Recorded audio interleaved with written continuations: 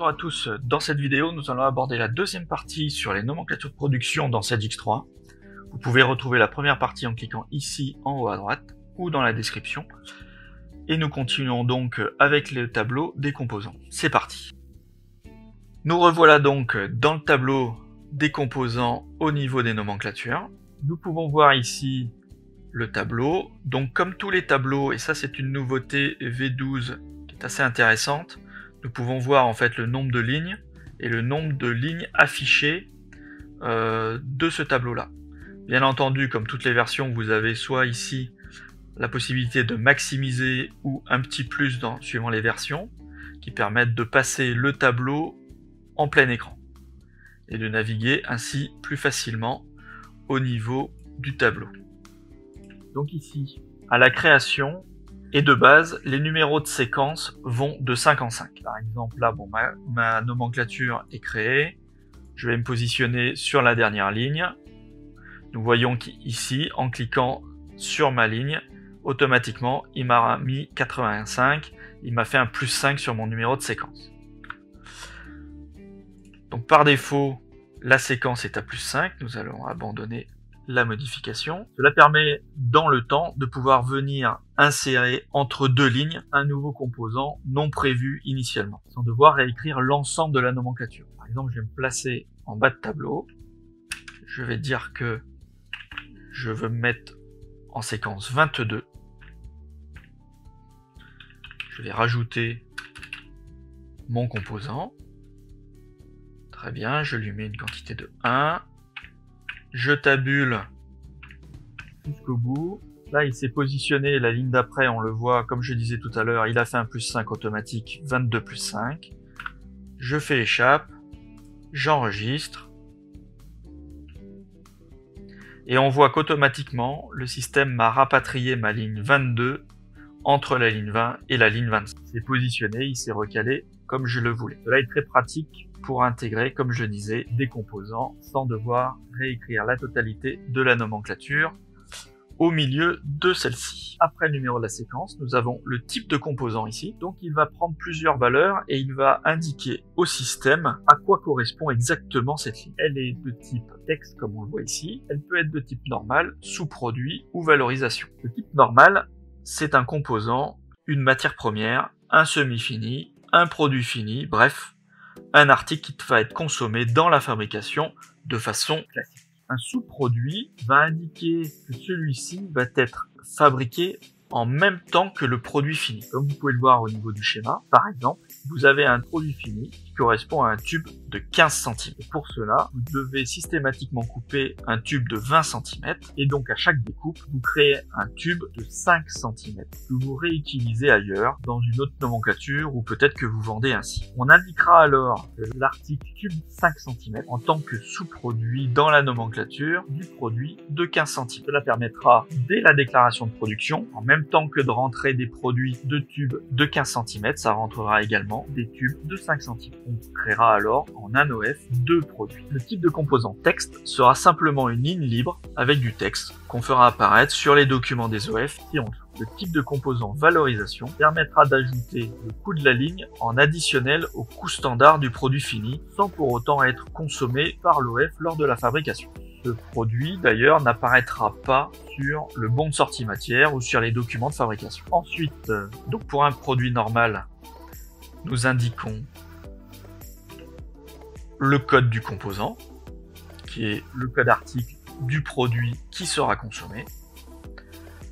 Le système remonte naturellement sa première désignation. Les versions et les demandes de changement sont en standard et propres à la V12. Comme je l'ai dit en partie 1, cela pourrait faire l'objet d'une vidéo spécifique sur le module de versionning. Nous retrouvons ici l'unité de mise en œuvre avec la quantité de liens et la quantité en US. Dans beaucoup de cas, l'UOM égale l'US, mais ici nous traiterons et nous modifierons uniquement les quantités de liens en UOM. Donc c'est la quantité qui va être consommée du composant en fonction de la quantité de base qui apparaît en en-tête et que nous avons expliqué lors de la première partie. Sur cette ligne, il est indiqué 1. Donc au vu de la quantité de base qui est également de 1, on consommera pour chaque vélo un élément de ce composant. Donc là, je ne sais pas. Voilà. Donc ça, c'est une roue.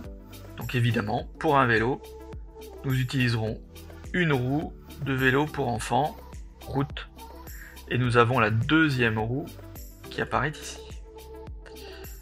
On voit que ici, on a une quantité de liens de 2 pour les poignées. Nous allons utiliser 2 poignées pour fabriquer notre vélo.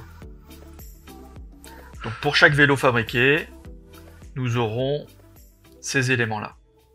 Donc bien entendu, quand on va transformer la nomenclature dans un ordre de fabrication, si par exemple je crée ici 10 vélos, toutes les quantités de liens seront automatiquement multipliées par 10. Ici le code de quantité de liens, alors c'est assez intéressant, elle prend 2 valeurs, proportionnelles ou au forfait. Le proportionnel augmentera la quantité du composant par rapport à la quantité de produits fabriqués, comme ce qu'on vient de dire, il multipliera par 10 si j'ai une fabrication par 10, il multipliera par 20 si j'ai une quantité de fabrication de 20. Si par contre je me mets au forfait, la quantité sera fixe, quelle que soit la quantité fabriquée. Là dans notre cas, admettons que cette quantité de 2 soit forfaitaire, alors à ce moment-là, quelle que soit la quantité fabriquée de mon vélo, le système ne m'indiquera une consommation que de 2. Par exemple, avec un produit fabriqué, et quelle que soit la quantité, vous fournissez une seule notice d'utilisation papier dans votre palette. À ce moment-là, vous pouvez rajouter votre notice dans un code au forfait en quantité 1. Nous poursuivons avec la désignation de lien, qui est une information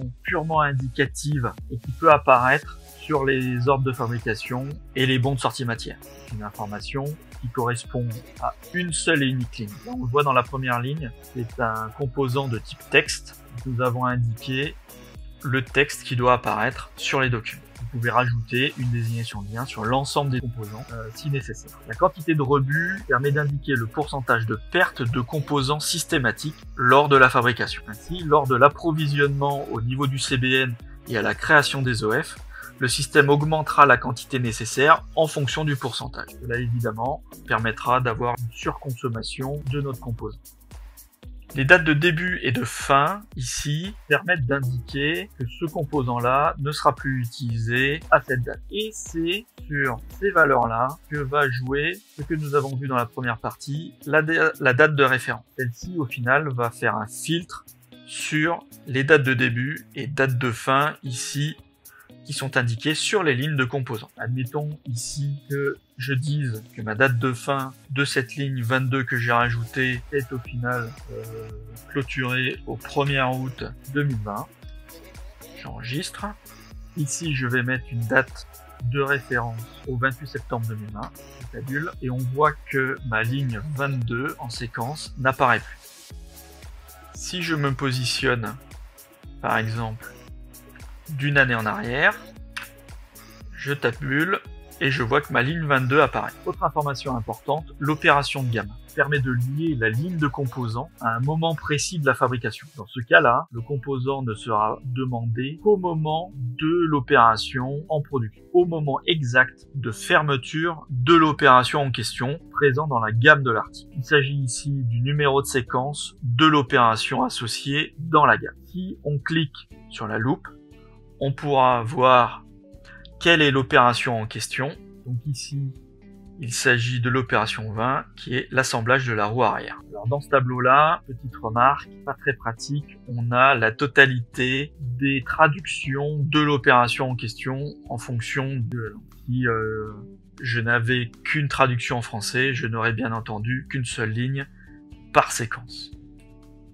Je vais faire fin, je reviens à mon tableau de composants. On peut éventuellement indiquer un délai d'opération. Cela est totalement indicatif, permet d'aiguiller des approvisionneurs éventuellement qui pourraient avoir accès aux nomenclatures, savoir à quand il faut qu'ils approvisionnent le produit, notamment lors d'opérations de gamme qui sont relativement longues. La colonne valorisation indique si mon produit va être valorisé, oui ou non. On peut voir ici que la première ligne, comme c'est une ligne de texte, évidemment, elle ne sera pas valorisée. Alors attention, cela n'est plus modifiable une fois que la ligne a été créée et que la nomenclature est créée. Si jamais vous devez le modifier, à ce moment-là, vous rajouterez une séquence identique en bas de tableau, vous rappelez votre article et vous mettrez non. Et vous mettrez bien entendu une date de fin sur cette ligne et une date de début sur l'autre. On indique ici si le composant est imprimé oui ou non sur les éditions de l'OS. Il y a peut-être peu de chances qu'on souhaite imprimer une ligne qui est de type par exemple valorisation. Voilà pour ce qui est du tableau. Voilà, j'espère que cette vidéo vous aura éclairci sur les nomenclatures de cette GIF3. N'hésitez pas à me mettre des commentaires dans les commentaires de la vidéo si vous avez besoin de compléments d'informations supplémentaires. Si cette vidéo vous a plu, n'hésitez pas à vous abonner, à laisser un pouce bleu, à la partager et je vous dis à la prochaine.